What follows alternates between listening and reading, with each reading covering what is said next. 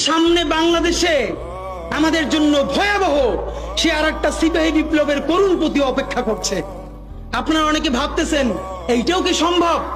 জামাতের ভাইয়েরা অনেকে বুঝে না, বলে কি করে সম্ভব? মনে করাই দেই, শহীদ নিজামী মুজাহিদ সাহেবেরা মন্ত্রী হিসাবে সর্বশেষ যখন সম্ভবত 2006 বা 2007 মন্ত্রী ছিলেন, বলেন তো তার কয় বছর পর তাদেরকে ফাঁসি দেওয়া হইল?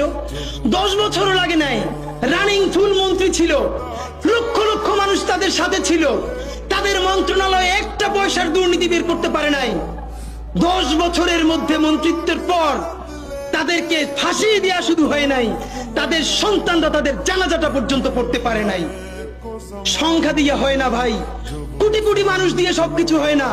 আজকে আপনারা প্রথম আলোর বিরুদ্ধে বলেন, এই যে আসার সময় বলতেছিলাম শায়েক রে, প্রথম আলোর প্যারালাল কাছাকাছি একটা পত্রিকা কি আমরা দাঁড় করাইতে পারছি?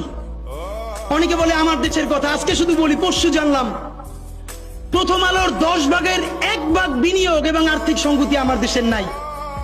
5 কোটি টাকা হইলে আমার দেশে একটা নতুন প্রেস কিনতে পারে, তাইলে পত্রিকাটা ঠিক মতো ছাপাইতে পারে, ভাড়া লাগে না, সেই টাকাটাও তাদের নাই। ভাই, ভালোবাসা দিয়া পয়সার কাজ হয় না। 50,000 টাকা যে এই লোকটার স্যালারি, এই কাজ যদি 20,000 টাকা দিয়ে করাইতে চান, কোনদিন 50,000 টাকা রিপোর্ট এবং স্কিল আপনি পাবেন না। ওই 50,000 টাকাই লাগবে। মানুষ মাগনা কাটে 3 দিন, একজনকে দাওয়াত খাওয়ায় 2 দিন 3 দিন, তারপরে আর চলে না। আমাদের আর্থিক যোগ্যতা অর্জন করতে হবে। আমাদের অনেকগুলো প্রতিষ্ঠান লাগবে, একটা প্রতিষ্ঠান না। আমাদের ভাইদের সমস্যা কি জানেন? সে আজকে যদি হাটাজারি মাদ্রাসা দিয়ে কেউ একটা পত্রিকা বার করে, সেই পত্রিকাটাও সে জাতীয় মূলধারা বানাবে না, দেবে দৈনিক হাটাজারি সে বানাবে।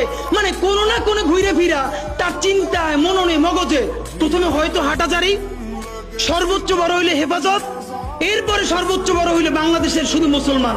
ভাইরা, এই মুসলমানের বাইরের যে জনগোষ্ঠী, সেটা কি আপনার না?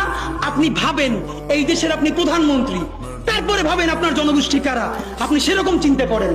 সুতরাং আমি কথায় অনেক ভুলভ্রান্তি বলতে পারি, কিন্তু বিশ্বাস করেন আমার কলিজা চিল্লেও আপনারা শুধু যেটা পাবেন সেটা হইল আমি চক্ষু বন্ধ করে দেখতে পাই। আমরা যদি যোগ্যতা নিয়ে 5-10 বছরের মধ্যে দাঁড়াইতে না পারি, এই ভিডিও, এই ছবি, এই শহীদ পরিবার, এই আহত, এদের জীবন তো শেষ। এদের পরবর্তী জেনারেশনকে পর্যন্ত কি ভয়ানক গণহত্যার শিকার হইতে হবে আমরা চিন্তাও করতে পারতেছি না। সুতরাং বাংলাদেশের স্বাধীনতার সার্বভৌমত্ব, বাংলাদেশের ইসলাম এবং মুসলমানকে বাঁচাইতে হইলে আমাদেরকে তুমুল যোগ্যতা অর্জন করতে হবে।